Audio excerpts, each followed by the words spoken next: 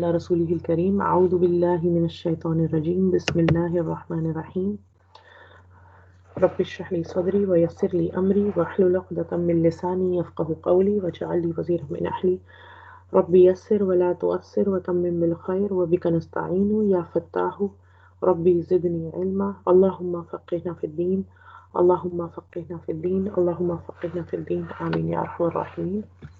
Okay, inshallah, today we are continuing with Surah Baqarah in our lessons from the Quran. And we covered until ayah number 167 last week, and we will be continuing from ayah number 168 till 171. We'll be doing the 4 ayahs today, inshallah. So, ayah number 168. We'll go over the word by word meaning first, and then we'll go in a little bit more detail. أعوذ بالله من الشيطان الرجيم بسم الله الرحمن الرحيم. يا أيها الناس كلوا مما في الأرض حلالا طيبا ولا تتبعوا خطوات الشيطان إنه لكم عدو مبين. Okay. Ya ayyuhan nasu, Ya ayyuhan nasu, O mankind. An-nas we learned is for mankind, all people. So Ya ayyuhan nas is a way of calling. And sometimes we hear things like Ya Bani Israel, right? And sometimes we hear Ya ayyuhal ladina amanu. So some just a small point here. This ayyuha at after Ya, it is a grammatical feature. It doesn't change anything in the meaning. It's just a grammatical feature because when the word has alif lam after that, then you add ayyuha before that, because after ya you cannot have al, because like for example when we call Allah subhanahu wa ta'ala by one of his names, we say one of the names of Allah subhanahu wa ta'ala is ar-Rahman, but when we are calling him and we are making dua to him, we say ya Rahman. Right? We don't say Ya Ar-Rahman. Grammatically, that's an incorrect way of incorrect Arabic. So it is Ya Rahman, right? And so when we are saying, we cannot say grammatically Ya An-Nas. We have to say Ya Ayyuhan Nas. We cannot say Ya Alladina Amanu. We have to say Ya Ayyuhan Ladina Amanu. Right? So it's just a small grammatical point, but just in case anybody is wondering about the meaning, it doesn't add anything to the meaning. So Ya ayyuhan nas, O mankind, and nas is mankind. Kulu. Kulu is to eat. And this is the form which is saying which is a command. So kulu, like you're saying eat this, or a command or a suggestion, right? So it's called fi'l amr, which means in grammatical terms it's called fi'l amr, but it means to command or to say to somebody do this, right?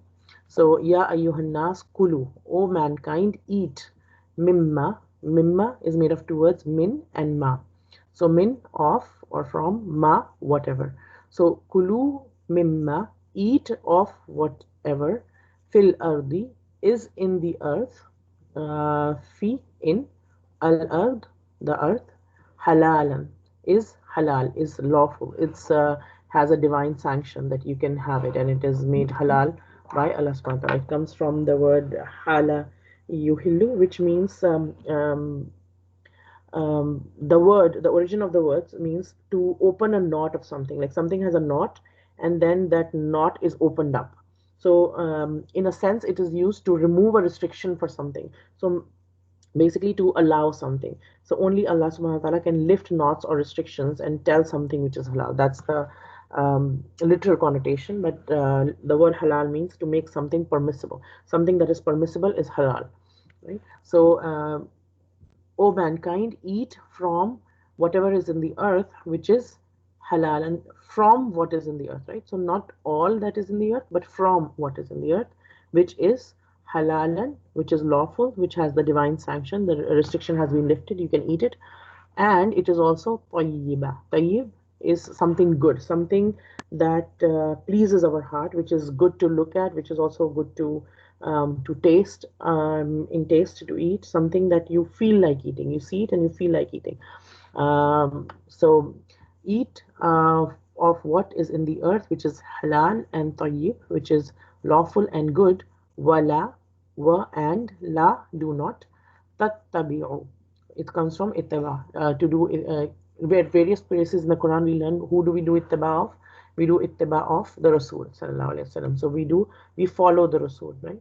So here it is being told, and do not follow, wala tattabi'u, and do not follow khutuwat. Khutuwat is a plural of khutwa. Khutwa, literally speaking, is a distance between two steps. So when we are walking, let's say imagine a person is walking, and the distance between the two steps, they took one step and they took another step, and the distance between those two steps is called a khutwa, and the plural of that is khutuwat. Okay. So khutuwat, literally speaking, is distances between the steps, but the meaning comes out obviously as the path or the footsteps of something, someone, or the path of someone, right? So the way or the path of something. So do not follow the footsteps of whom? Ash-shaytan.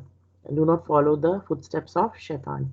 Innahu, innahu. There are two words which combine to make innahu, and hu is a pronoun he, which is going back to shaitan.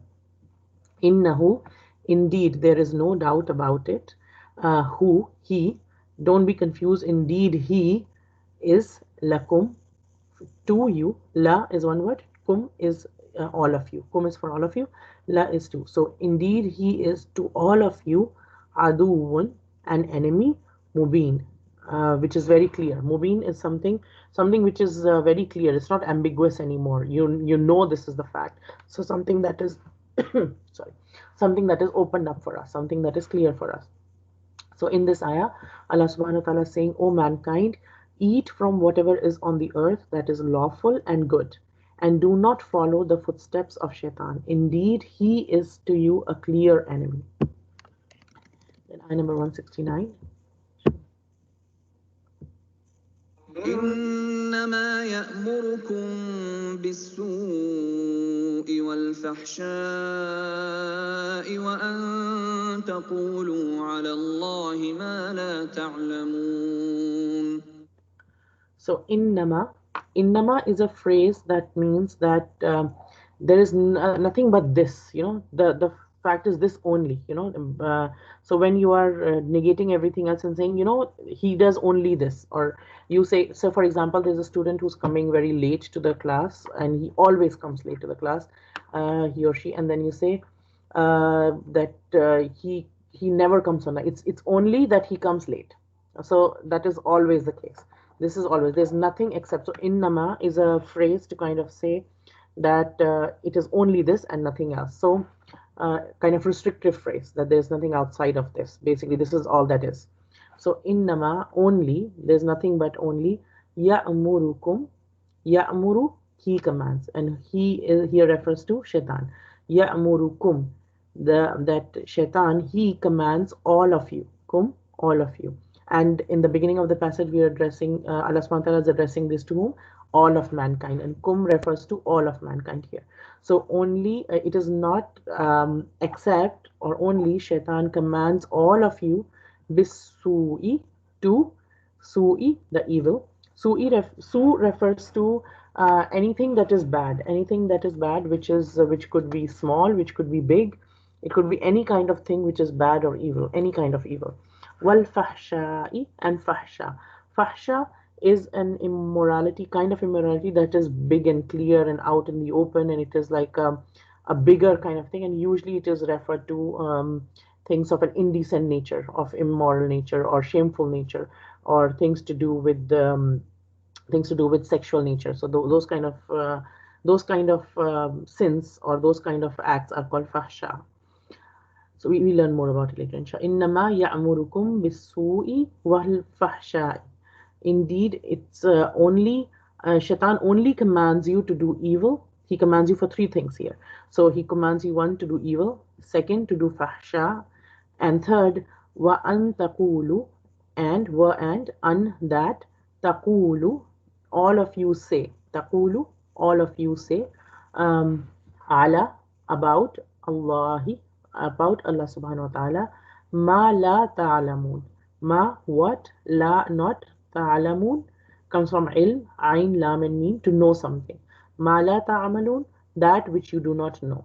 So what does shaitan order you to do? Shaitan orders you to do evil and immorality, and to say about Allah what you do not know.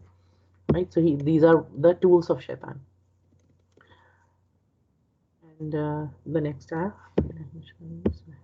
number 170. وإذا قيل لهم اتبعوا ما أنزل الله قالوا بل نتبع ما ألفينا عليه آباءنا أولو كان آباؤهم لا يعقلون شيئا ولا يهتدون. So وَإِذَا, and when, قِيلَ لَهُمْ, it is said. Qila is from the same root, qaf, waw, and lam, which is to say something. And qila is the same word but changed to mean passive tense, like it is said to them. Like qala is he said, but qila it is said to them. Right? And when it is said to them, lahum, to them, ittabi'u, follow, ma anzalallahu, follow comes from the same ittiba, to follow what anzalallahu, has revealed or has sent down Allah subhanahu wa ta'ala. So here it is being talked about that when it is said to the people who are doing, continuing from the passage before, people who do shirk and people do other things and they associate other partners with Allah subhanahu wa ta'ala, and they do all these deeds which are meaningless for them, that we learned last week, which deeds which will be a cause of regret for people on the day of judgment because they did not do them for the sake of Allah subhanahu wa ta'ala. So to these people who are doing shirk, and in the context of Medina, to these people here refers to the people of Makkah at that time, the mushrikeen in Makkah at that time, who were engaged in idol worship and other they had made other traditions for themselves. So when it is said to them that follow what Allah has revealed, qalu, they say, bal, no, instead what we will do is nattabi'u, we follow. Nattabi'u, it comes from the same ittiba, but nattabi'u means we follow, right? Nay, but instead we follow ma, what, alfaina. Alfaina, na here refers to we at the end, and alfa, to find something. So we will follow, instead we will follow what we found to find something. So to find something by chance. So on what we found, alayhi, on it, aba'ana, our forefathers. Na is our, aba'ana. So Abba is for our forefathers, our fathers and fathers' fathers and grandparents and great grandparents and all those, our previous generations. So when it is said to them, follow what Allah subhanahu wa ta'ala has revealed, they say no, instead we will follow what we found our forefathers on. We will follow that instead. Awalau, even though kana, they were aba'uhum, their forefathers. So even though their forefathers were, they're saying this, even though their forefathers were, what about their forefathers? La yaqilun, they did not understand, shay'an, anything, wala yahtadun, and they were not, wala, and they were not, yahtadun comes from hidayah, hadaya, yahtadun, they were not guided. So they to be guided. So wala yahtadun, they were not guided. So what this ayah is saying is, when it is said to them, follow what Allah has revealed, they say, no, rather we will follow that which we found our fathers doing, what we have in our tradition, what we have. Won't we follow our fathers? Won't we follow our tradition, our family tradition, our cultural tradition, our community traditions, even though their fathers understood nothing, nor were they guided. And ayah number 171. ومثل الذين كفروا كمثل الذي ينعق بما لا يسمع إلا دعاء ونداء صم بكم عمي فهم لا يعقلون. ومثل, and mathalu, the example of alladhina, of those who kafaru, who disbelieved. Kamathalilladhi is like the example. Ka is used to say is like something. Kamathali is like the example. Alladhina, of those, of the one, alladhi, sorry, alladhi, of the one who yan'iqu. Naika is to shout and call somebody. Like for example, a shepherd is calling the sheep, and the shepherd would shout and call something. And like a crow a crow that is shouting a lot. And so it is calling someone with a lot of shouting, and there's a lot of loud noise implied in naika. Bima, at what? La yasma'u. Sama'a is to hear. Like Sami'a, we say one of the names of Allah subhanahu wa ta'ala is As-Sami', that He hears everything. Right? Sama'at is to hear, the ability to hear. La yasma'u, do not, they do not hear, illa, except du'a'an, du'a, wa nida'an, and nida. So what's the difference between dua and nida? Dua is something when you call someone and it is, the words are meaningful. When that we make, when we, there is a dua, there's some meaningful words and it is said to someone. Like you make, when a dua is made, it is made towards someone. You ask someone for something. So there's somebody in front. There's somebody that you're making dua to, and the words have a meaning to it. So that is a dua that has some meaning to it. The words are meaningful. There's not like, the words are not meaningless words. And nida is, are the words which could be meaningful, and the words could also be meaningless. So if some people are sitting and just making some noises, just sitting and making some noises for no reason, there's no person in front of them, it's not intended to be towards anyone, but they're just sitting and making some noise just for either fun or boredom or whatever, but there's no meaning to those sounds, that even that would be a nida. So nida would include, and it also includes meaningful, meaningful words and meaningful calling. That is also included. So nida includes both kinds of sounds. Dua is very intentional, like meaningful words, and those words are directed to someone. And nida is both meaningful. It could be meaningful, it could also be meaningless, and it does not have to be directed to someone. So these are the kind of sounds or words that people could be speaking. And what are they? What is the example of this? So this is a parable. The example of these is like that. And what are they doing? They are summun, to be deaf, bukmun, dumb, those who cannot see, umyun, who is the one who's blind, who cannot see, fahum la yaqilun. So they do not, so whom they, la yaqilun, la, they do not, yaqilun, they do not use their aqal.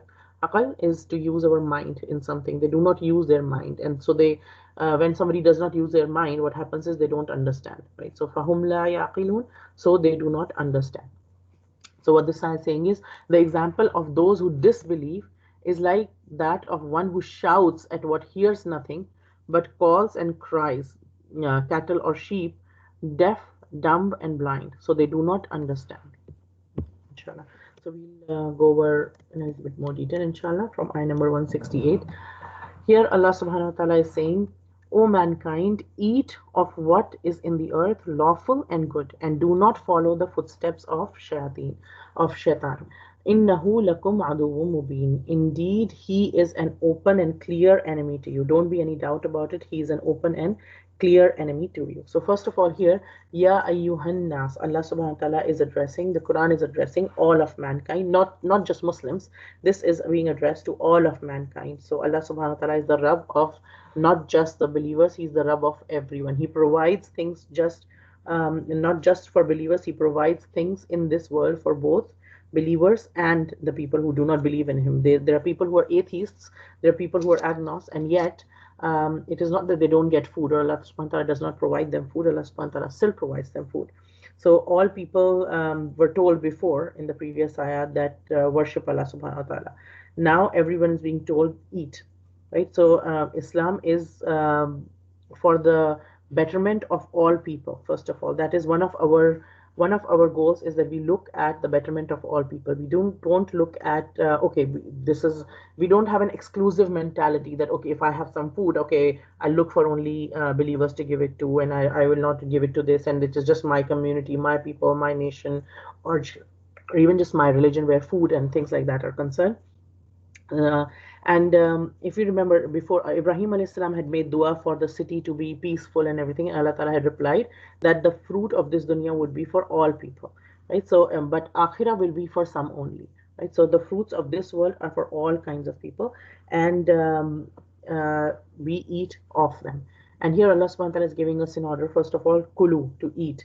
So one thing is that one small point that some scholars have, small and yet at the same time very big point that Allah subhanahu wa ta'ala has taken, that some scholars have taken here, is that Allah subhanahu wa ta'ala loves us so much that when somebody loves you so much and he's like, eat, come on, eat this, right? So we when we love someone, when our children are there, we prepare food for them and we put it and we ask them, okay, eat from it now, like, so you there's a lot of love in this, that kulu mimma razaqna, kulu mimma fil ardi halalan tayyiban, that eat from this, all this. Allah subhanahu wa ta'ala created all of this for you.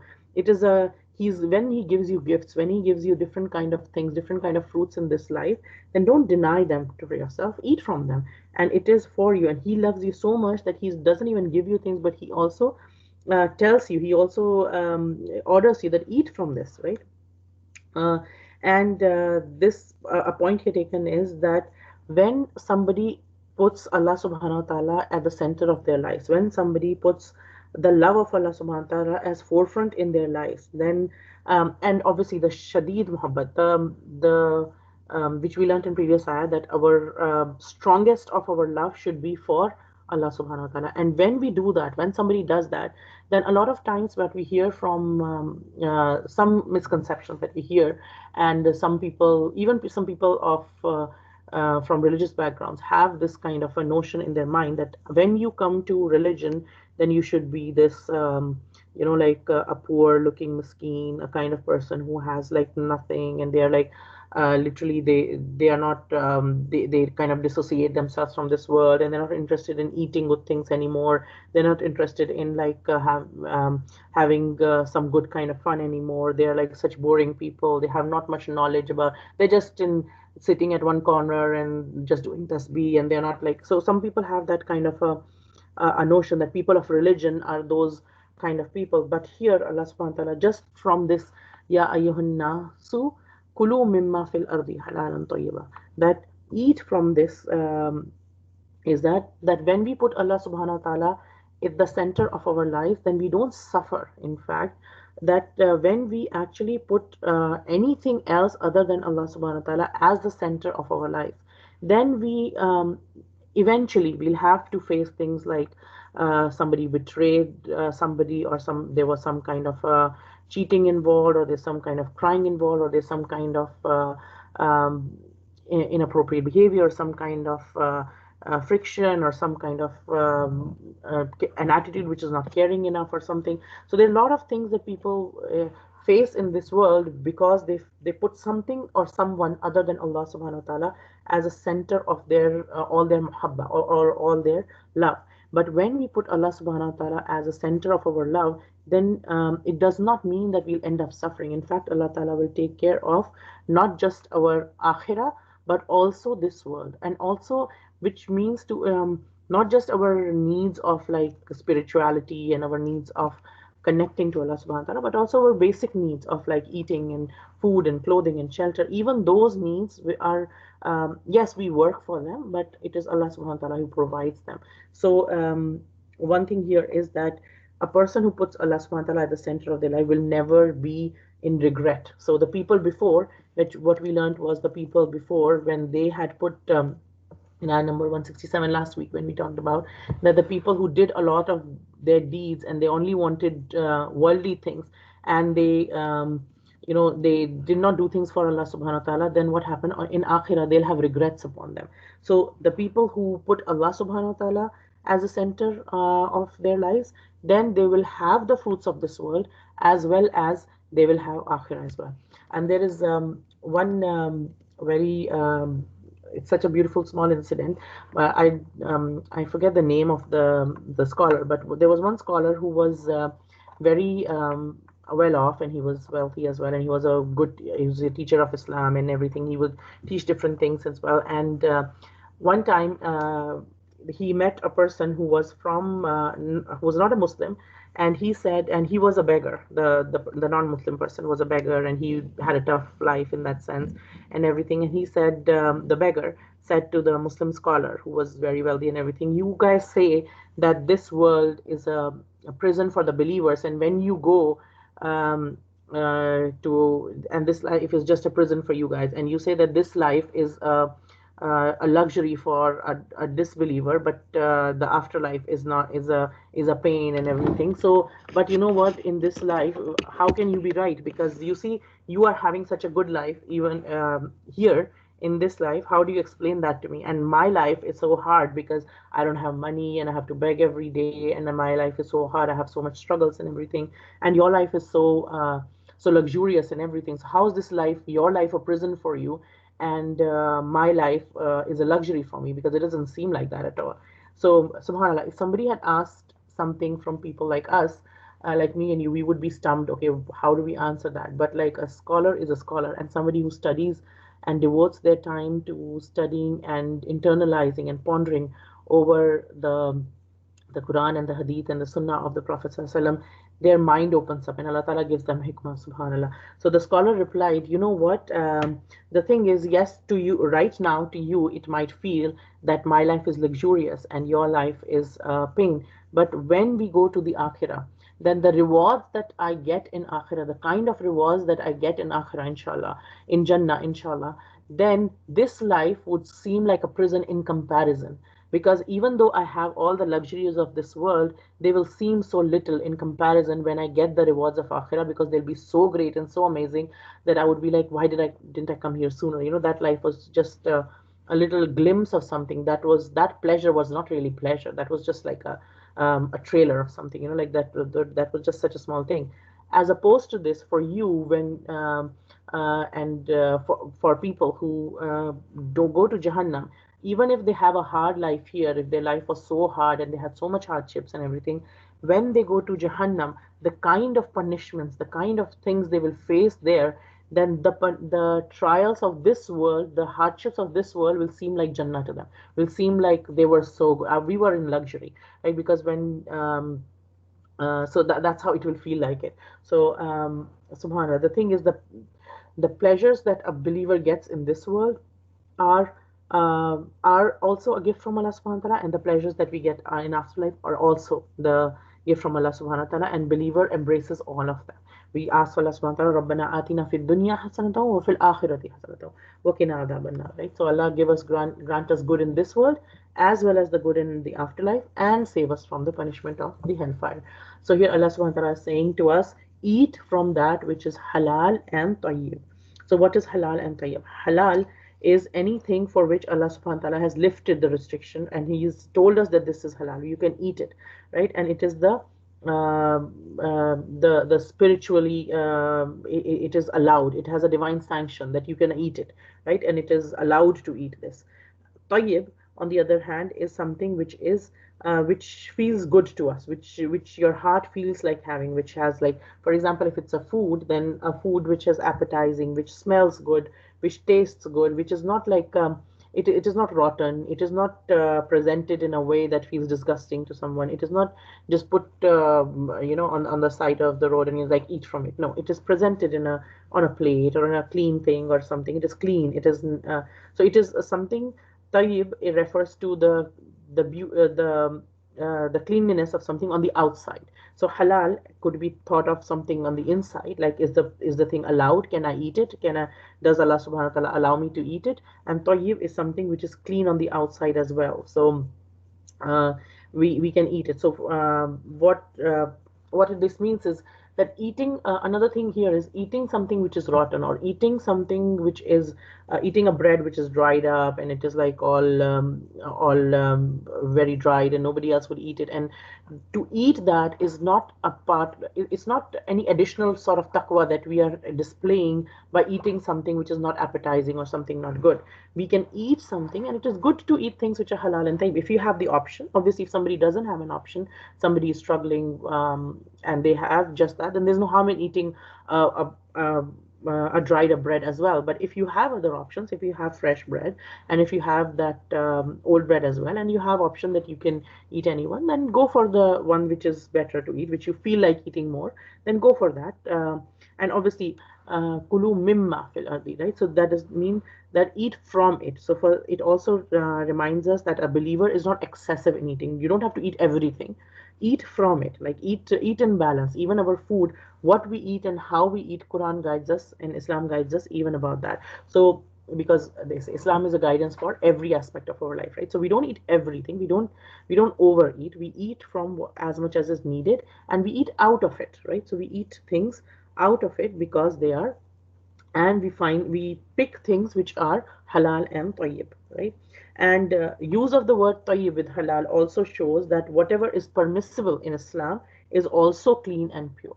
So Allah subhanahu wa ta'ala only guides us towards eating that which is clean and pure, not things which are impure or have of any kind of internal or external impurities, right? And halal, when we say halal, there are two things that make up halal, right? Some things are halal because of their ingredients, right? So they're halal bil zat. So, for example, we can eat beef, and we can eat vegetables. We can eat like different kinds of meats and everything, but we cannot eat pork. So that is the ingredient of something is halal or not halal. So that is by ingredient. Another part of halal is to halal by means, right? So how have you earned that money? Is this money earned through interest-based transactions? Is this money being earned through selling alcohol or something, or serving alcohol?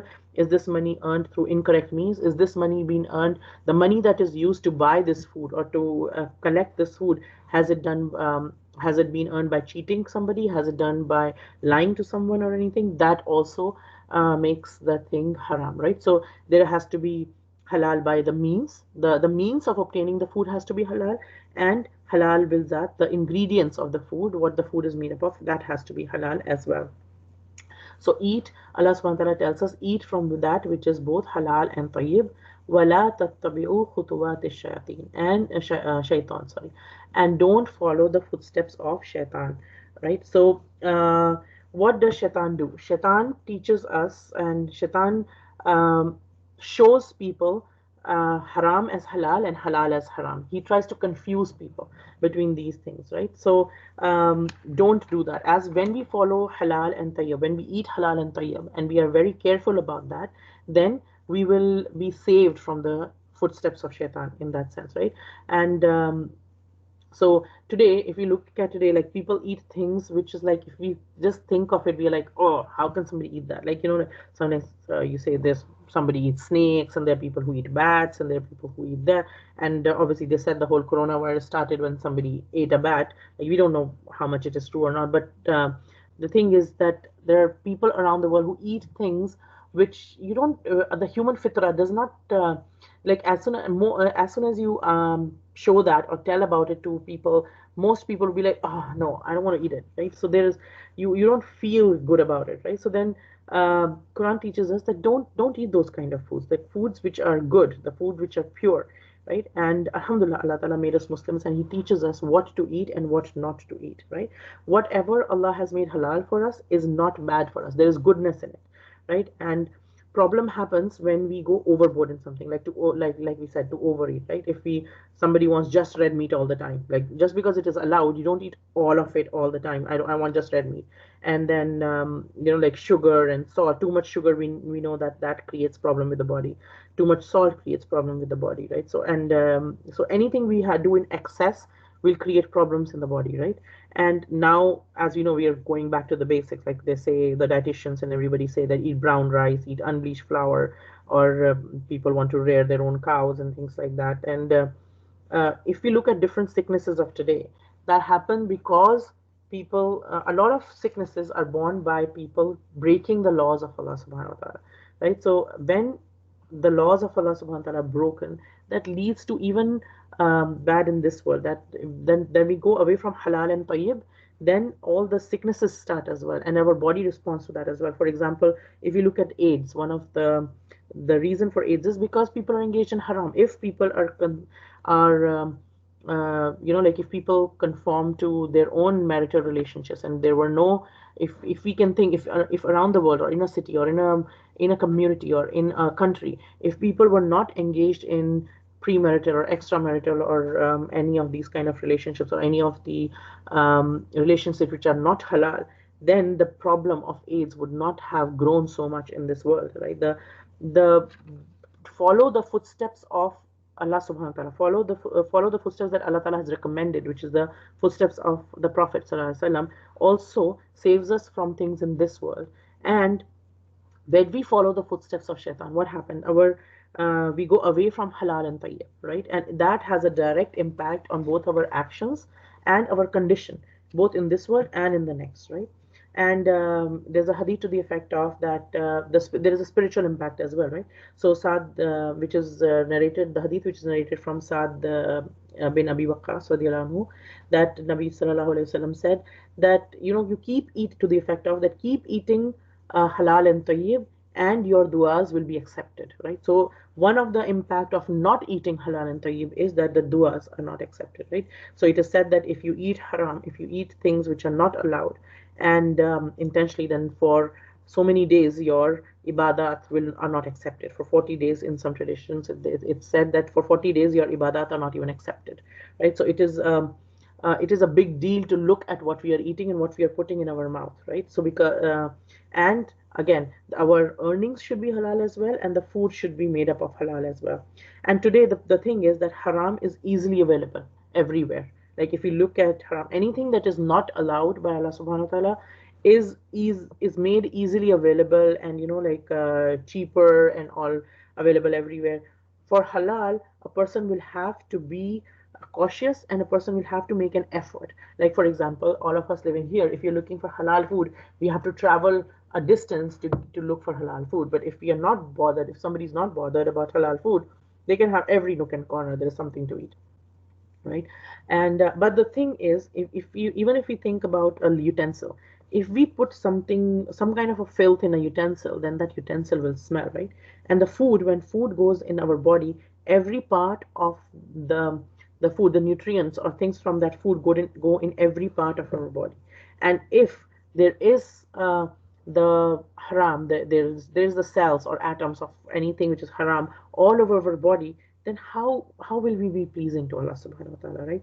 So what we need to do is we need to make sure that what we put in our body is what we become, right? So we need to make sure that we put some things which are good in our body, things which are halal and tayyib, and we don't follow the footsteps of shaitan. Now, following footsteps of shaitan, it's a very the phrase itself says reminds us that shaitan cannot and does not guide take people away. He won't make you jump, but he'll just make you take one step, right? So what how shaitan works is he quietly and little by little he tries to move people away from the commands of Allah subhanahu wa ta'ala in a way that sometimes people don't even notice. Sometimes you don't even notice, and after some time, oh my God, how did I get here? So it is that kind of a thing. So shaitan doesn't make you jump, he'll take you step by step.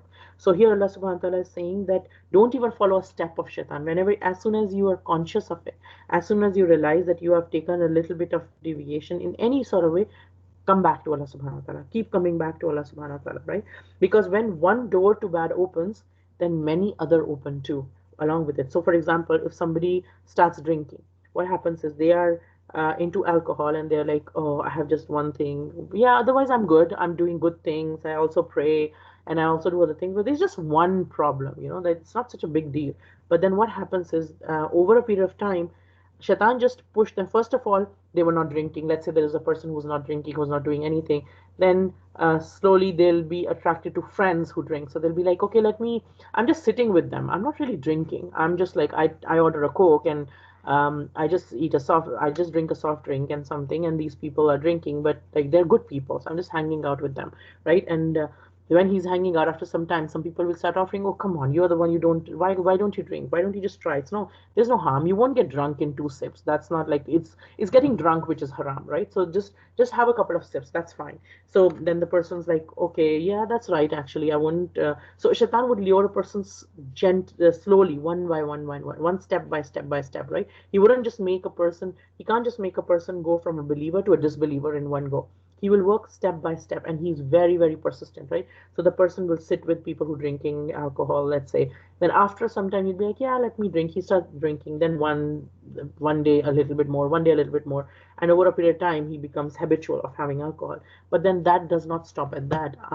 With one door, when one door of evil opens, then many other open behind it. So with alcohol, as they say, it's the mother of evils, right? So then drugs follow. Then there's gambling that follows. Then there is pub, and there is bad company that follows. Then there's other kind of sins and crimes and everything. And then the more the person keeps going there, the more they keep going away from Allah subhanahu wa ta'ala, right? So that step uh, keeps taking them away. Obviously, it is to the other side too, that when we go towards goodness, when we try our step, when we take one step towards Allah subhanahu wa ta'ala, and then Allah subhanahu wa ta'ala takes many steps towards us, right? So when we try to do something good, then more doors open to for us to do good. So you take one step, and then some other opportunity falls in your face. Oh yeah, how did I get to this? How did I meet these people, or how did I meet this teacher, or this thing happening, and something else opened up, or how did I meet, or somebody else will come who needs more help from you. So you help one person, or you are able to talk to one person of Islam, about Islam, and the person takes shahada, or something happens, and then you find another person's talking to you about Islam the next day, and you're like, yeah Allah, how did this happen, right? Or you give one person charity, and you're able to do more charity. Somehow you get more, somehow you have more money, or somehow you have more barakah, and you're able to give even more. You're like, yeah, like gave like just $2 yesterday, and today I have $20 extra to give to someone. Like, how did this happen? And I thought I was running low on cash myself, and I was struggling myself, but then it just happened. So when we do one good, more doors to good open as well. And when we somebody does bad, more doors to bad open as well. So it's our steps. When we say ihdina siratal mustaqim, ya Allah, guide me to the straight path, each path is made up of steps, right? So if we watch our steps, they say the path will take care of itself, right? So we need to watch our steps. Which direction are we taking that step? Which direction am I going? Am I taking a step towards Allah subhanahu wa ta'ala, or am I taking step which is inspired by shaitan, right? And shaitan, uh, it is important for us to understand that how does shaitan work, because then we can protect ourselves, right? That is how shaitan works. And so even in this worldly terms, when somebody knows their enemy, like say there is a sports tournament, and there is a team who's going to meet another team, what they do is they study the patterns of their opponents really, really well, because when they study their opponents, then they're able to fight them well on the match, on the field, right? So it is important for us to know our enemies, or our competitors, in that sense. And in the sense of our religion too, we should know how our enemy works. And Allah subhanahu wa ta'ala said that He is your open enemy, He's your clear enemy. And we learned previously in Surah Baqarah that He declared that, and we also learned at other places in the Quran later on, when the story of Adam alayhi salam and Iblis is mentioned, that Iblis said, or the shaitan said, that I will look out for them, and I'll try to take them away from your path, and I'll be around them, and I'll keep doing waswasa, and I'll be I'll take them away from your path and everything. So shaitan is going to do waswasa, and we learn from the story of Adam alayhi salam that just one thing was prohibited. Just one thing was prohibited to eat. Allah subhanahu wa ta'ala told Adam alayhi salam and Hawa salamun alayha that eat from here, eat whatever you want, and except one tree. But shaitan lured them to that one tree. Shaitan did waswasa about that one tree, right? And so what we understand is that shaitan, first of all, shaitan has tricks, and he guides step by step, little by little. So we have to watch our steps. We might not be doing something too bad, but as soon as we realize that we have gone a little bit, and that will happen throughout our life until our last breath. In fact, they say that shaitan tries the hardest in the last few breaths of the person, because he wants to take a person away from Allah subhanahu wa ta'ala. He knows that this is his last chance. Once when he or she has breathed their last breath, then the register of their deeds is closed now. Now shaitan cannot do anything after that. Now, if a person has ended on shahada, then they're going to Jannah. If a person has not ended on with faith in their heart and on their tongue, then they're not intended to go there. So shaitan tries the hardest till the very end to use all different tools: pride, arrogance, and confusion, misunderstanding, to put doubts in somebody's head. He will keep trying this until the last moment, and he'll keep trying and trying, and he will not give up. First of all, he's an open enemy. First thing to understand about him is he's an open enemy. He is an enemy, and he is always an enemy. He's not Shaitan is not something cute, or he's not the devil is not cute, or he doesn't want anything good for you. He wants to harm you, and he is your clear enemy. First of all, it's important to understand that. Then he works step by step, and he's very, very persistent. He will not give up until your last breath, no matter whether a person is close to Allah subhanahu wa ta'ala or further from Allah subhanahu wa ta'ala. In fact, when a person gets closer to Allah subhanahu wa ta'ala, shaitan tries harder, because as we know, thieves, if somebody is trying to steal something, they will go to a house which has more riches. Anybody who's already engaged in shirk, like people say that when somebody is worshipping an idol, they're able to sit in front of an idol for hours, and they can have this focus and concentration, and they're just there and they're chanting whatever they're chanting, and they're looking at their idols, and they're just like lost in their worship or from their world, and they're able to concentrate and literally put everything away from their mind. Shaitan does not disturb them at all. Why would shaitan disturb them? They're doing things that doesn't please Allah anyway, so the shaitan does not trouble them at all. But a thief goes and steals from people or goes to a house that there is money there, he knows that I'll find something there, right? So what shaitan, when we pray salah, when somebody's engaged in their namaz, that is when shaitan attacks the hardest. Sometimes people find even just Surah Fatiha, which takes 10 seconds, literally 20, 15, 20 seconds, it is so hard to concentrate. You'll remember, like people say that they remember everything during the time. Like even the keys that they had lost, they were looking for throughout the morning. While praying, they will remember where they put the keys, right? So that's when shaitan attacks the most. So the waswasa of shaitan, and shaitan attacked Adam alayhi salam, who was a prophet of Allah subhanahu wa ta'ala. He was the first human being, right? And shaitan attacked him too. So another thing is that just because we are getting closer to Allah subhanahu wa ta'ala, that, and just because we're trying to we believe in Allah subhanahu wa ta'ala, that in itself does not protect us from shaitan. In fact, shaitan tries harder. What protects us from shaitan is that we take the protection, we keep asking for protection of Allah subhanahu wa ta'ala. Another thing is we cannot see the shaitan, right? He's an enemy which is unseen to us. He's an enemy, he puts waswasa, he's persistent, he doesn't give up, he guides step by step, he's very, very, very persistent, and he's very devious, and he's very tricky. And we sometimes we might not understand his tricks, but the way to protect ourselves from this enemy that we cannot even see, the only solution we have, we cannot go and attack him anywhere, we can't even see him, how will we attack him, right? And they say that even if you're cursing shaitan, you are increasing shaitan because you're doing his dhikr, right? So we cannot even that is not a solution. So what is the solution? The solution is that we ask Allah subhanahu wa ta'ala to protect us, to come in the protection of Allah subhanahu wa ta'ala. Like when we say A'udhu billahi minash shaitanir rajim, they say A'udhu is like you've come inside a canopy, you've come inside a protection of Allah subhanahu wa ta'ala. And that's why in the morning and evening adhkar, it is an important part of the dua that we should make every single day. And anytime we read the Quran, before we start reading the Quran, we say A'udhu billahi minash shaitanir rajim. Anytime in the morning and evening adhkar, we have the dua Bismillahil ladhi la yadurru ma'asmihi shay'un fil ardi wala fis sama' wa huwa as-sami'ul alim. That you ask, Ya Allah, I ask for protection all in your words, that you protect me from everything, right? Or A'udhu bi kalimatillahi tammati min sharri ma khalaq. That Ya Allah, protect me from the harm of anything and everything that you've created, right? Or A'udhu bi kalimatillahi tammati min kulli shaitani wa hammati wa min kulli ainin lama. That Ya Allah, I come in your protection against shaitan and against all an evil eye or anybody who might be jealous of me, right? So I come in your protection from all these things, right? So all these different adhkar, different duas that we have, or from the Quran we have the dua Rabbi a'udhu bika min hamazati shayateen wa a'udhu bika Rabbi an yahdurun. That Ya Allah, don't let shaitan even come near me, right? So protect me from shaitan and don't even let him come near me, right? So all these duas of protection are so important, and those are our only means, and we have to make those duas not just once, we have to make them again and again and again, because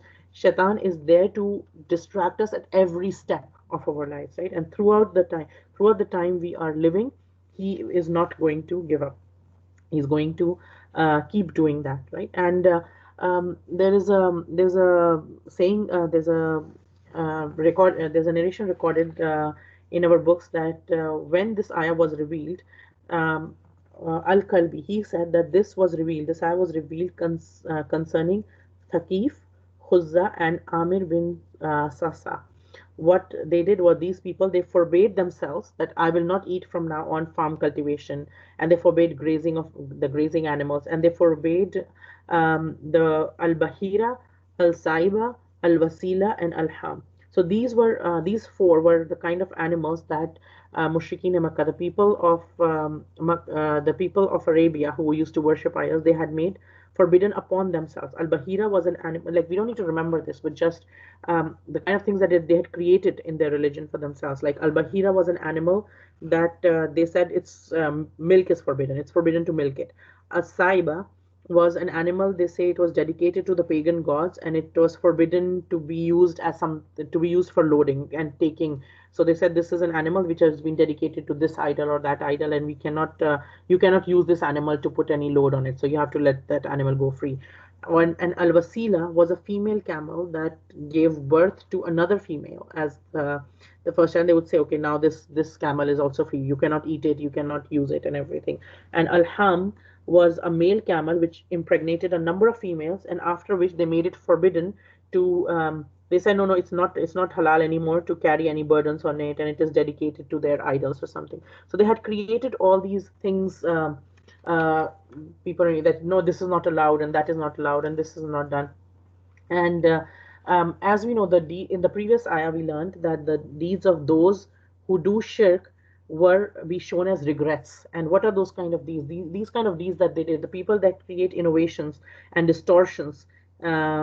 In so people in Arabia, the pagans, the idol worshippers, they had introduced all these distortions and innovations into the concept of Tawheed. Ibrahim alayhis salam and Ismail alayhis salam, as we learned before, they raised the foundations of the Kaaba for what? For worship of Allah subhanahu wa ta'ala alone, for worship of God alone. And there were rules made by, and there were instructions given to Ibrahim alayhis salam and Ismail alayhis salam, and consequently to the believers after that, that how to follow Tawheed. But over the generations, they had diluted that, and they had made distortions and innovations in it, and they had created their own things of what is halal and what is this is halal and this is not allowed, and no, no, no, you shouldn't eat this, this is not allowed. And this, if you ask for um, any reason why this is not allowed, it's like no, no, no, this is what it is, right? So their superstitions that they had created, they had no legal sanction or authority in divine law. They would arbitrarily, they just found something and they just declared something, no, this is lawful from now on, or this is unlawful from now on, and then over generations that become solidified and everything. And how is this a bad thing? How is this how does shaitan use this? How is this something such a big deal? Because it is infringing on the right of Allah subhanahu wa ta'ala to declare what is lawful or forbidden. By doing this, somebody becomes guilty of shirk or setting up others as rivals, because the declaring a thing lawful or unlawful um, is the right of Allah subhanahu wa ta'ala. And when you take that right and you give to somebody else or some person or some entity or somebody who can who dictates now what is halal and what is not, then that is shirk, right? Because you're giving that authority without something in divine law. So declaring something lawful or unlawful without an explicit authority in divine law, that is shirk, right? And this is how these people were engaging in shirk, because not just they were not just worshipping idols, they were also taking their halal and what is halal and what is not halal based on what they would declare themselves. Obviously, idols cannot give them instructions, so it is convenient to worship idols in that sense, because idol is not going to tell you what to do and what not to do, so you don't have to make any changes. In fact, you can make up your own things. Whatever you feel like making, you can make it up, and over generation, as long as you're strong and powerful or rich, you can make up your things, and then people follow it. Then people think it is from religion, but they don't even know, right? So this is and this is through this way, shaitan seems to have found a rather easy way to deflect people from Tawheed. So this becomes people think they're doing something really good by forbidding themselves something, right? That okay, we won't eat from this from now on, we won't eat that from now on. But in fact, they're going away from Tawheed when they are declaring something as lawful or unlawful. Again, one disclaimer sort of here is, this does not mean that we have to eat things that we don't feel like eating. This does not mean that, for example, even if something's halal, but let's say it is the food of another culture, another cultural food, and we all attach to our own way of eating, our own style of cooking and everything. And some people are a bit more like, let's say, fussy with their eating or something, or they like those kind of flavors only. They don't like another kind of flavor or anything. And then when we go to another culture or another, and there are many things served, and you just pick. If there's a buffet or something, and you just pick and everything's halal, does not mean you have to eat everything. You can pick what you like. Not eating something is not a problem, but declaring it haram is a problem, right? So if, for example, I don't like to eat red meat, and I'm okay with chicken, but I don't like to eat red meat, then as long as it is just because my personal preference, then that's fine. I'm not eating it. But if I say I will not eat red meat from today because uh, I'll be closer to Allah subhanahu wa ta'ala if I leave something for the sake of Allah subhanahu wa ta'ala. But no, I cannot leave something. I cannot forbid myself something in the and say that it will take me closer to Allah subhanahu wa ta'ala or something when Allah ta'ala has not declared. I cannot make rules by myself, nor can I follow rules which are not coming about halal and haram, which have not been given by Allah subhanahu wa ta'ala, because that is the way of shaitan. Shaitan tricks people like that because they think they're in the beginning, in the first few steps, people actually think that they're doing something nice. They're just, okay, what's the harm in this? I'm just not eating something, right? I'm eating all halal, but I've just forbid myself on something. So I'm doing something extra, but that is not extra. Even what to do extra and what not to do extra in religion, that will come from Allah subhanahu wa ta'ala and the Prophet sallallahu alaihi wasallam. We cannot create in the religion, we cannot create things by ourselves. We follow. We don't create things, and we don't and deviations is one of the tricks of shaitan. Then Allah subhanahu wa ta'ala says that shaitan, how does he work? He commands you to do evil and fahsha. He commands you su and fahsha. So su, like we said, is all kinds of bad deeds. It's in a broader sense, it includes all kind of bad deeds. And al fahsha is big sins, especially related to zina and things which are open, they're obvious and they're clear, right? And it refers to those kind of sins that have crossed the limits. And in the Quran, the word fahsha is usually used for three kinds of sins. One is adultery, the other is sodomy, which includes anal intercourse, or having an intercourse with an animal, right? So that would come under sodomy. And it also refers to the practice that the people of Makkah, who were other idol worshippers, had created of doing the tawaf of the Kaaba naked, right? So they would do the tawaf of the Kaaba naked, and they would think it is something really good because they've discarded the clothes that they did sins in. So they thought they had created this thing that doing the tawaf of the Kaaba naked will is they're doing something nice because they're not doing tawaf in the clothes that they do sins in. They do the normal things in, and that's how shaitan misleads people, and that is fahsha, because that is doing things of an indecent nature are fahsha, right? So, and when these two words come together, su and fahsha, here innama ya'murukum bis-su'i wal fahsha. When these two words, the su, all kinds of bad, and this particular kind of immodest kind of bad related to mostly sexual kind of nature, all these kind of things, when these two words are used together, then together it means all kinds of small and big evil deeds. It all kinds of financial, physical, and mental loss and calamities. All those kind of things are included in this, right? And what is shaitan doing? He's asking to do three things. He asks to do three things. One is to engage in evil, any kind of evil. Like he would move a person towards any kind of evil to begin with, and then fahsha. One of the big tools of shaitan is to make immodesty and immorality and sexual nature of the sins to make it very common, very open.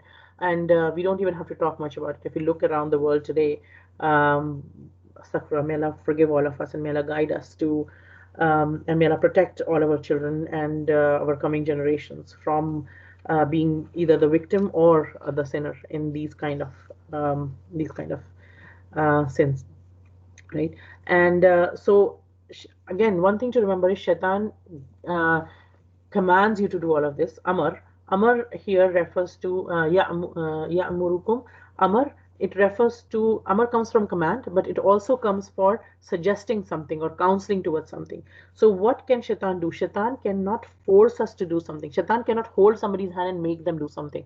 Only ability that Allah Ta'ala has given shaitan to do is to do waswasa. Only thing he can do is he can keep saying to us again and again and again. He can keep putting these thoughts in us. He can keep saying to us, this. He can just do the thoughts, but the actions are in our control, right? So Shaitan orders us. Shaitan can command us. He cannot like make us do something. So Amar here is not in the sense of that something that we cannot refuse, something that we have to follow along. No, it is a suggestion, it is a counsel, it is a suggestion that keeps coming and coming and coming and coming and coming, right? So like for example, there's a person who loves, let's say, some kind of a makeup. There's a girl who loves certain kind of makeup, and she goes to the store, and it's always like she looks at this lipstick or some thing, and it is very, very expensive. She doesn't have that kind of money. But every time she passes that, she's like, "Oh, I really want it." And every time she literally feels like, looks around and is like, nobody's watching. Maybe I should just pick it up and just put it in my bag and go. And but then she says, no, no, no, no, no, this is not the right thing to do. I will not do it. And then she goes. But then next time she comes again, that thought comes. She pushes that thought away. But as far as she keeps pushing that thought away, every time she's getting a reward of the thought of sin came, but she did not act upon it. And Allah subhanahu wa ta'ala gives us from the hadith, we learn that when a person has the opportunity and is ability and the ability to do the sin, and the thought comes, but the person refrains from it, then a good deed is written for the person instead, right?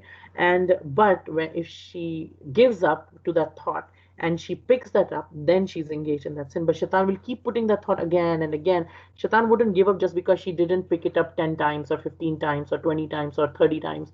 He will keep putting that thought again and again and again and again. But that's all his extent is. He cannot do more than that. He cannot make her pick it up. He can only put the waswasa.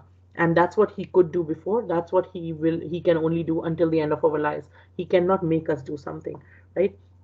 So, on our human heart, it is said that there's an influence of angel as well as shaitan, and there's a different effects of that, right?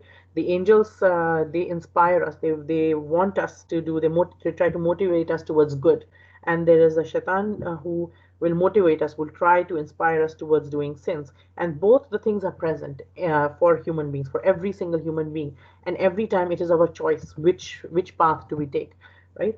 And shaitan will try to make us do small mistakes first and then to take us to bigger sins, right? And when a person does smaller sins and then bigger sins, then what happens? Eventually their mouth starts opening up too. Then they start to show logic and excuses for their sins, because they're engaged in it so much. Now they don't want to come out of it. Now they have to make excuses for it. Now they're like, oh no, this is like this, I have to do this because this is how the world works. Come on, you don't understand and everything, right?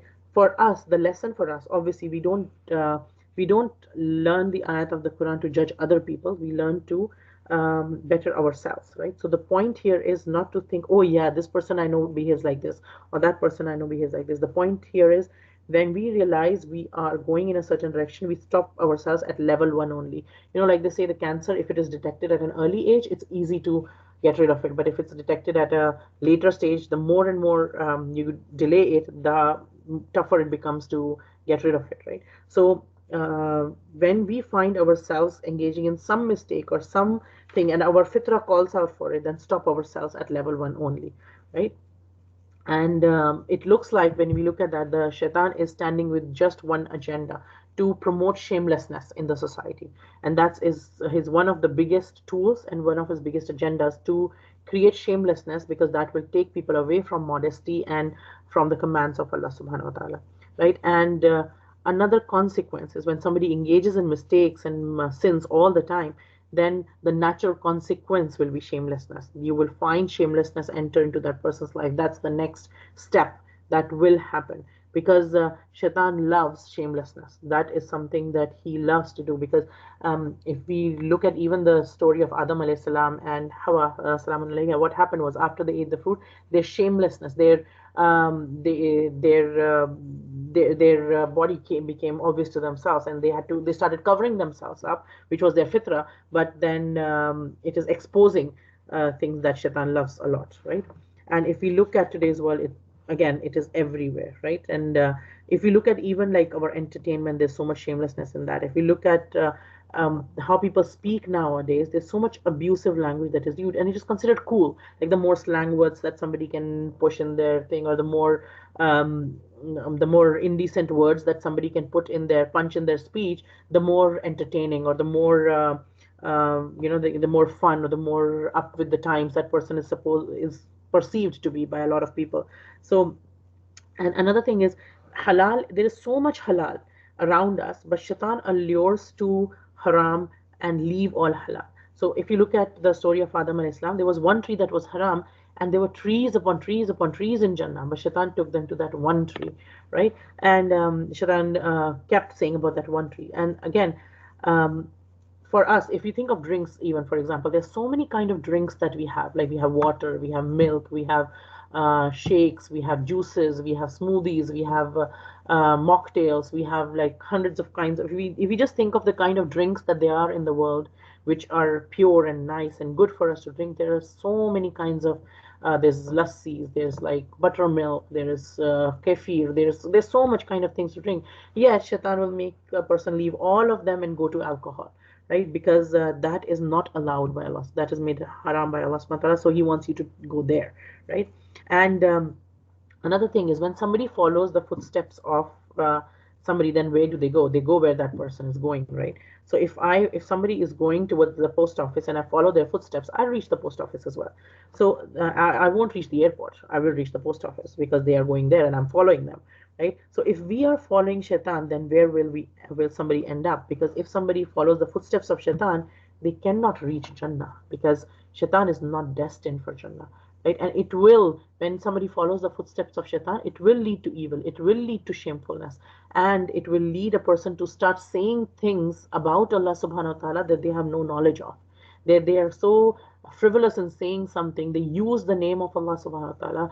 Astaghfirullah, astaghfirullah, may Allah ta'ala protect all of us from it, to use and abuse religion for our own benefit, to say anything and put that upon the command of Allah. Just because there are people in front of us who want to submit to Allah subhanahu wa ta'ala, then use that as an advantage to oppress other people, and to use the name of deen, and to distort the teachings of the deen, to have crazy interpretations of the things of the deen, and then use them to oppress the people, because that's not just a crime against humanity, that's also a crime against Allah subhanahu wa ta'ala. That's a crime at another level altogether. May Allah ta'ala protect all of us from it, and to be the victims, or to go even near those kind of things. And so what path is somebody following when they follow the footsteps of shaitan is not Jannah. That's not going to be Jannah. And today, so many Muslims, if we talk to even a group of Muslim sisters and Muslim mothers even, and we just follow the conversation, we see the conversation thing. So many Muslim people are okay with homosexuality. So many Muslim people are okay with things that are not that are not befitting the dignity of a believer, right? And if somebody was, if we even think of homosexuality for that example, if somebody was born this way, like if somebody was handicapped and somebody had the features of physical features of, yes, that does happen, and if somebody has those kind of features of both male and female thing, then yes, there are special rulings in our religion for that. Religion has things for that, but then to use them to justify homosexuality, and to use and distort things in religion for other things, and that is something which is not a small crime. It is a very, very, very serious crime. May Allah Ta'ala protect us from it. A'udhu billah, a'udhu billah, a'udhu billah. Right? And the thing is, how this starts is when people don't stop considering bad as bad. That opens the door. That is opening the door of fahsha. That is opening the door of sin and fahsha in our lives. So if we don't consider bad as bad, and we think like it's okay, everybody's doing it, like come on, it's today's age and time, everybody's doing it. It can't be that bad. Like, I mean, yeah, it's not like a super good thing, but it can't be that bad if so many people are doing it, right? And so Islam doesn't teach us to follow the sheep mentality, that just because everybody is doing it, it does not become acceptable, right? Quran teaches us to protect our eyes even, that don't even look at something that you're not supposed to look at. Don't eat something you're not supposed to eat, right? And one of the hadith in the Prophet, in one of the hadith, the Prophet ﷺ told us that your eyes and mouth, when eyes and mouth do zina, then the private parts do tasdeeq of it, right? Then like what it means is essentially don't even go near zina, don't even go near immorality, or uh, or these sins of sexual nature, because if somebody keeps seeing and keeps talking about these things, then the private parts are going to follow it, right? Because that's what you're feeding in. Our senses are taking in information all the time. And then if you are engaged in all of this, if you are, may Allah protect us, if you look at the statistics today, the highest statistics of uh, uh, porn sites being witnessed is in some Muslim countries. And when people keep watching this, keep seeing this, and they think there is no harm in this, and they keep doing zina from it. So watching something is a zina of eyes. Hearing something, speaking these things are zina of the mouth. When they keep doing it over time, then it is only a matter of time when their private parts will follow suit, when they will engage in this as well, because that's all they're feeding inside their mind. So what we feed in our minds and in our body, it impacts us. It makes a difference upon us, right? And some people, a lot of people, we will say when we talk to them, like some believers will say, no, this is not allowed, we shouldn't do this, and they're like, show us where it is written in the Quran. It's not written anywhere. This statement of show us where it is written is usually made by people who have not studied the Quran, right? So though and they want to twist things and everything, they'll pick up something. And whenever we find any videos about there's so many, like nowadays, may Allah protect us, there's so many sometimes, anytime we come across a video against any scholar or something in which a 5-second clip has been picked up from a 1 hour lecture or something, and then they have tried to say how this person is deviant or how the sheikh is deviant, it should immediately put red flags on it. That why is somebody picking up a 5-second clip from a lecture and distorting it to say what the person did not mean? What did the person say before this and after this? Maybe they were quoting something that, okay, this is not right, that this. So there are things which are twisted, there are things which are done, and unfortunately we live in a time that it is very, very common. May Allah Ta'ala protect us. May Allah Ta'ala protect us from being a victim to this. May Allah Ta'ala protect us from letting the confusion enter our hearts as well. And there's a hadith to the effect of, towards the end of time, there'll be ulama, there'll be scholars who will be at the doors of Jahannam and calling people to it. Like what it means today is that they will talk very passionately about something. And just because somebody is talking passionately and making you all fired up and everything does not mean they're saying the truth all the time. Unfortunately, we have to get closer to the Quran and Sunnah, because the closer we get to the Quran and Hadith, the immediately, when the closer we get to the Quran and Hadith, when something which is against the Quran and Hadith, our fitra will recognize it. We will recognize it better and better. Quran is Furqan, right? What it does, it gives us the ability to distinguish between right and wrong. The closer we get to the Quran, the more it will develop our minds, and we will be able to distinguish that. But the thing is, first we have to protect ourselves from all of this. We have to protect. It is very easy to, in today's day and age, it is very, very easy to do good deeds. Alhamdulillah for that. It is very easy to do good deeds. At the same time, it is very hard to protect ourselves from sins. But protecting ourselves from sins is way more important than doing 10 good deeds. It's better that we protect ourselves from one thing which is controversial, one bad deed, or one thing that is not allowed. That is much more of a priority, right? So we don't say about Allah subhanahu wa ta'ala that. Another thing is that we don't say about Allah subhanahu wa ta'ala that which we do not know, right? So that sometimes, for example, if I'm I spoke to one of my friends, and my friend goes and talks to somebody else, and let's say I was talking about my child, and I was saying, like, my daughter did this thing good and I'm so happy and this and that, and that friend goes to my daughter and says, your mom was saying she's not happy with you, and this is not nice and you should not be doing that. I never said all of this. If I come to know of this, what will be my reaction? And like, my daughter's upset with me or whatever, or whatever she said. If somebody says something about me which I never said, it makes me so upset. It makes me so mad. I did not say something. Why did you quote me as saying something that I did not even say? Now imagine people doing this with the word of Allah subhanahu wa ta'ala. People saying things in the name of Islam, or doing something that Allah Ta'ala never even said. That is not a small crime. That is a big deal, right? That is a big deal. We have to, as we come closer to the deen of Allah subhanahu wa ta'ala, as people start asking us things and we have to be very, very cautious. If we are not 100% sure of something, then say, I do not know. Do not say things that we are not 100% sure of. As we grow closer to Allah subhanahu wa ta'ala, we also have to become very, very, very cautious. One of our teachers, she said that, in trying to give hidayah to other people, be very, very careful that you don't lose your own hidayah. Right. So yes, it is very, very good. It is very, very important. It is very, very beneficial to help other people come closer to Allah subhanahu wa ta'ala. But then also at the same time, make sure that your own deen is protected. You protect yourself. You keep protecting yourself again and again and again and again and again. And don't say anything which is not correct, which you're not sure it is correct. Then leave it for now. Like we will find that. SubhanAllah, the more senior people you interact with, the more people who have a lot more knowledge, you will have a longer period of wait to get a simple answer from them, because they will think and research, and they'll pray and something, and then they will answer for the very simple questions. Whereas people who have little knowledge, what people like me and you, we have little knowledge, and what we do is somebody asks us and we are like so eager to just give the answer, and that is not wrong. We give the answer as the best to what we know. I'm not what I don't mean here that we are discouraged from sharing the things, not that at all.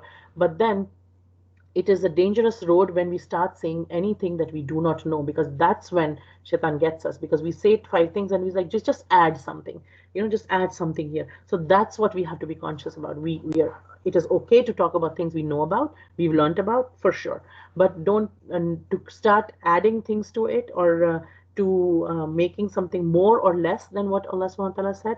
That is what takes us away. And like we learned the example of the mushrikeen in Makkah, how they prohibited things on themselves. So halal and haram, these are things that only Allah decides, and we do not say things without authority from or without divine sanctions.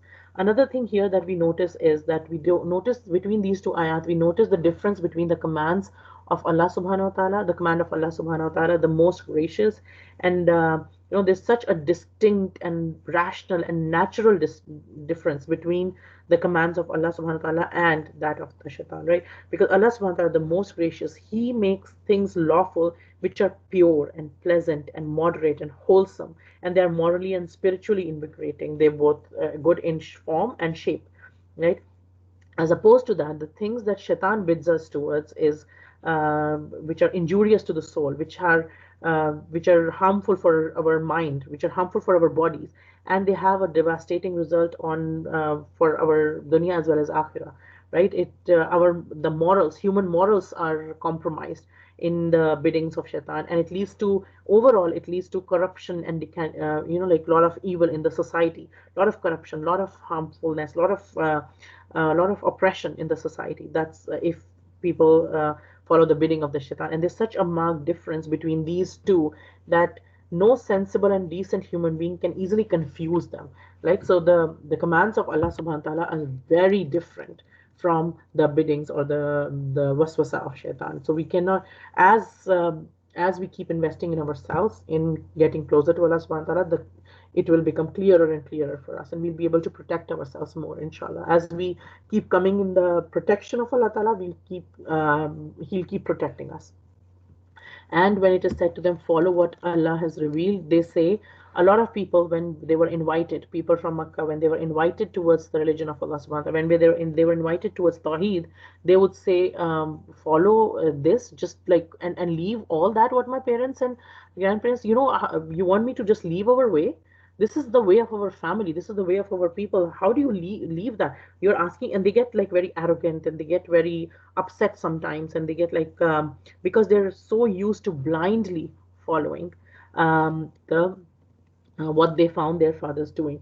And Allah subhanahu wa ta'ala replies to their comment that, is it reasonable and sensible for you to insist on keep following these old ways? Because the way of Allah subhanahu wa ta'ala has always been Tawheed. Yes, in between a few generations, and every community, it happens after a few generations, there are ups and downs. Like we see even in monetary ways, we know that every family history, if you go back, you will find some people who were rich, then some people got poor over a period of time, then they got rich again. So we find these financial variations in as if we go trace our family tree. And even in terms of our if we trace our our lineage back to Adam alayhi salam, we see that our journey of human beings began with Tawheed.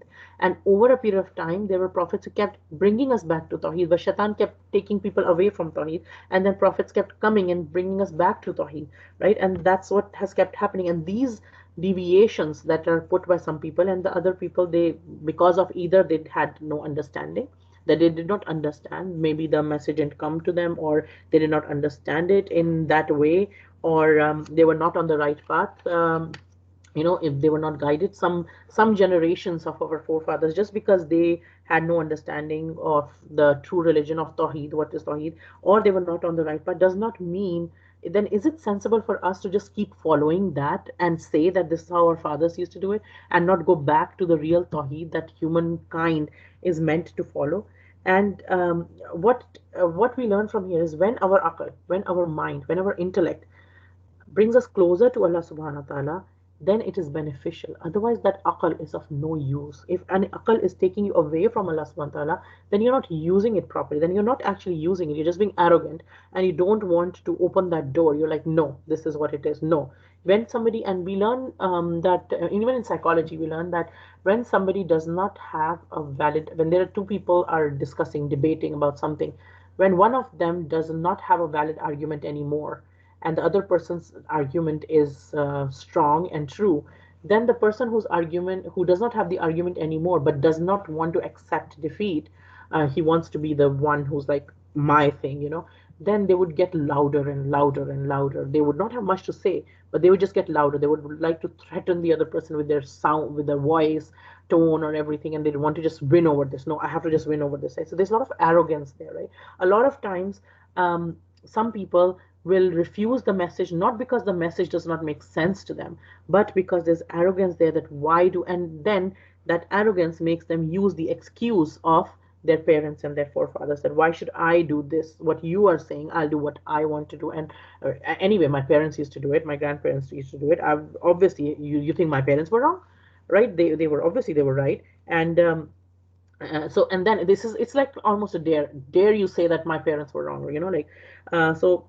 And if we look at, in our dunya matters, in our worldly matters, do we follow our ancestors in everything? Like, for example, um, if my grandmother used to wash clothes by hand, I have a washing machine, I use the washing machine. I don't say, no, she used to wash by hand, I'll wash by hand only. Or the way they used to live, or the kind of lifestyle they used to have, I'll have that only. Or the kind of knowledge that was there in science or something at that time, I will just follow that much knowledge, because that's what the knowledge, they thought that the sun revolves around the sun, and not sun revolves around the earth, and not the earth around the sun. Or some people thought that the earth was flat. I'll stick to that thought. I will not change my thinking, because that's what our forefathers were. We don't do things like that. We are intelligent people. We understand. Allah Ta'ala has given us aql. We understand that, yes, what is right and what is wrong, and we follow that. And it is important. Quran tells us that it is important to judge and sort a matter critically and rationally, with reason, instead of blind following. So if like, if even in matters of deen, when something is with a dalil, when something has a basis to it, then you follow it. It's just because our elders follow this, that is not a dalil in itself. What is the dalil? Okay, your elders follow it, but why did they follow it? What is the reasoning behind it? Is there a dalil for it? Right? So the blind following is not encouraged in Islam, not even when we're listening to some scholar or something. Obviously, there is a certain kind of level of faith that we develop, to some certain kind of level of trust and confidence that we have to develop, and we do develop in people, and that's fine. But we take our time, and we see and our fitra will tell us when there are red flags, then we will know. And if Quran tells us that look and sort matters rationally, and if something's based on, so the two kind of things that we will come across, if something is based on just human reasoning and opinion, right, then it should be supported in an argument. Okay, this is your opinion, fine, this is your opinion that I should do this in my life or whatever. What is your argument for it, and is it valid? And okay, what's the argument for that? If something is considered like for example, that somebody says that you shouldn't use microwaves anymore, and you should warm the food on the stove and everything, you're like, okay, what is the argument and what is the thing, right? If something's based on your opinion on everything, and so what is the argument? On the other hand, if something's concerning faith and religion, then it must have a valid sanction in religious text or hadith or somewhere. So there has to be a divine, like anything concerning faith and religion, we cannot create ourselves. That has to come from Allah subhanahu wa ta'ala. Now, here again, there is a disclaimer again here, because a lot of times we hear something and we go towards one extreme, but Islam is a religion of balance. Um, when we are saying that we don't follow the ways of our forefathers, that does not mean that we don't respect our heritage and we discard it without any proper or critical assessment of what its worth is. So, for example, if our ancestors were on deen or the things that they were doing correct, yes, we should follow them. There's no harm in, and in fact, we should follow them. If we are from a family in which our parents or somebody is following the right way, then we must follow it. That is definitely right. And in other practices of their life, and supposing our parents have a very healthy habit of something, then there's no harm in following that. We should follow it. There's no harm in saying, like, no, like now I am, they are not a believer, I'm a believer, I'll just do things my way and I don't have to follow any of their ways. No, that is not right. We follow the things which are correct, and we use our minds to say things and everything. So, for example, Yusuf alayhi salam, when he was in the prison and he was asked what way you follow, he said, I follow the way of my father, Yaqub alayhi salam, and Ibrahim alayhi salam. I follow the Tawheed. I follow the ways of that, because his forefathers, when they were following the right way, he followed that way, right? And Yaqub alayhi salam's sons, when he was passing away, they said, he asked, who will you worship me that was his biggest concern, that after I pass away, what or who will my children worship? And he asked on his deathbed, oh my children, who are you going to worship after I pass away? And they said, we will worship your Lord and the Lord of Ibrahim and Ismail alayhi salam, Allah subhanahu wa ta'ala, right? So when our parents or our forefathers are on deen, then they should be followed. This is not to say that following our parents is a bad thing in itself. It's just saying that we should use our mind and we should not follow things blindly. And especially when it comes to religion, we should be much more cautious. And the people who follow blindly, the example of those people is like someone who is shouting at an animal, and this animal hears nothing but a call and a cry. So, for example, when like people who refuse Allah's orders based on just family traditions, they're just listening to some sounds and just following. They're not using their minds. It's like when animals hear a sound. There's a shepherd who calls animals. He just makes some sounds, like he will just shout and make some sounds. Now, these animals don't understand the meaning and what shepherd is calling them for or why he's calling, but they just go towards him, right? Because they just heard the sound and they just rush towards him, right? So what happens is, these people, first of all, these people who are calling, um, these people are calling on, they're making dua, or they're calling to the idols who cannot listen at all. Like they're calling, so their efforts are useless. They're calling someone, they're calling those who don't even listen. These idols, the things that they've created from their hands, they don't listen. Another thing is that these people themselves, they are not listening, in the fact they're not using their minds, and they're not using their understanding, they're not using their reasoning. So they're just following like that. They're just doing this blind following. What Quran is encouraging us is, understand, use your wisdom, ask Allah Ta'ala to increase your wisdom and your hidayah, right? Go to the Quran and the Sunnah. And um, another point that a lot of our scholars have said is that you cannot go towards Quran and Sunnah unless you increase in your share in good deeds, right? So this Quran and Sunnah, there's a lot of dignity, and like these are some very classified documents, and only select people get access to them.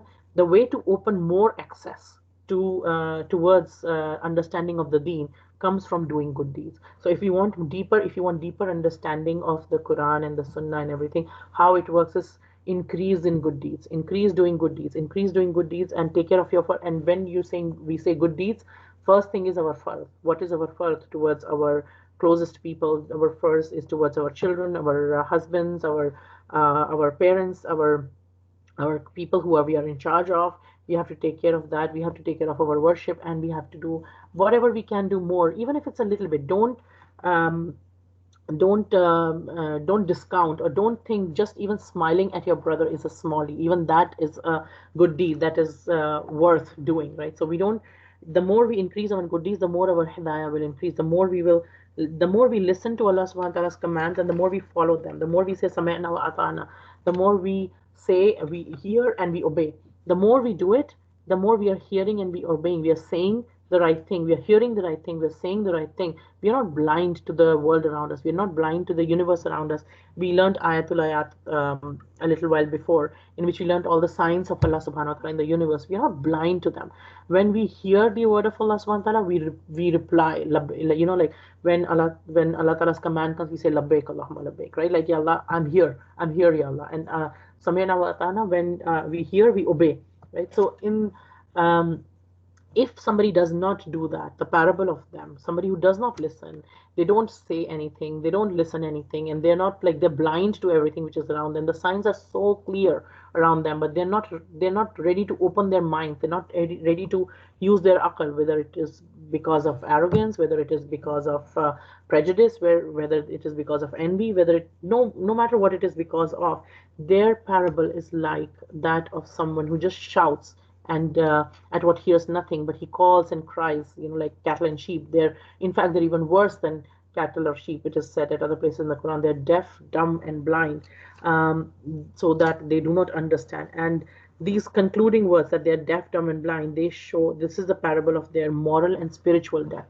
That they are, inside, they might be seeing things outwardly, they might be hearing things. Their ears are working just fine, their eyes are working just fine, their mouths are working, their tongues are moving just fine, but it shows their moral and spiritual death. And may Allah Ta'ala protect us from that. May Allah Ta'ala make us of those people that when we hear the commands of Allah Ta'ala, we obey them. We say to Allah Subhanahu wa Ta'ala, Ya Allah, I'm here for you.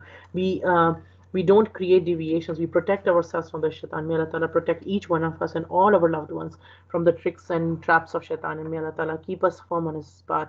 ربنا لا تزغ قلوبنا بعد إذ هديتنا وهب لنا من لدنك رحمة إنك أنت الوهاب ربي أعوذ بك من همزات الشياطين وأعوذ بك ربي أن يحضرون. Ya Allah, protect us and protect all of us, and give us the tawfiq to earn only that is halal, to eat what is only halal, to do what is only halal and tayyib, to do things which are pleasing to you, to do the acts that are pleasing to you. Ya Allah, do not make us of those people who have regrets on the day that people will be ridden with regrets. Ya Allah, give us the glad tidings of this world as well as next. Give us the pleasures of this world as well as the next. Ya Allah, give all of us and our loved ones the foods and the fruits of this world, the talent, the opportunities, the wealth, the food, and make us people who are grateful about them. Make us people who turn to you and who understand that these are gifts from you, and make us of those people whose eating becomes an act of ibadah because we thank you for it. Our earning becomes a means of ibadah. Our entertainment becomes a means of ibadah because we do it in a way that is pleasing to you. And may our interactions become a means of our ibadah because of the way we interact with other people. May our relationships become an act of ibadah because of how we behave in those relationships. Ya Allah, make our behavior pleasing to you. Make our actions pleasing to you. Make our thoughts pleasing to you. I wish and pray, and I hope that Allah Ta'ala accept all our coming together for His sake, and may Allah Ta'ala make it easy for all of us to follow His way. Any goodness that comes from today is from Allah Subhanahu wa Ta'ala alone, and any mistakes and shortcomings are mine because I'm human and open to mistake. May Allah Ta'ala forgive me for it, and I ask all of you to forgive me as well. And I ask Allah Ta'ala to guide all of us and keep us all guided. Just as Allah Ta'ala united us as sisters in Islam in this world, may Allah Ta'ala reunite us as sisters in Islam under His arsh on the day when all of us will need the shade the most, and then once again in Jannatul Firdaus. Amin ya Arhamar Rahimin. Subhanakallahumma ashhadu an la ilaha illa anta nastaghfiruka wa natubu ilayk.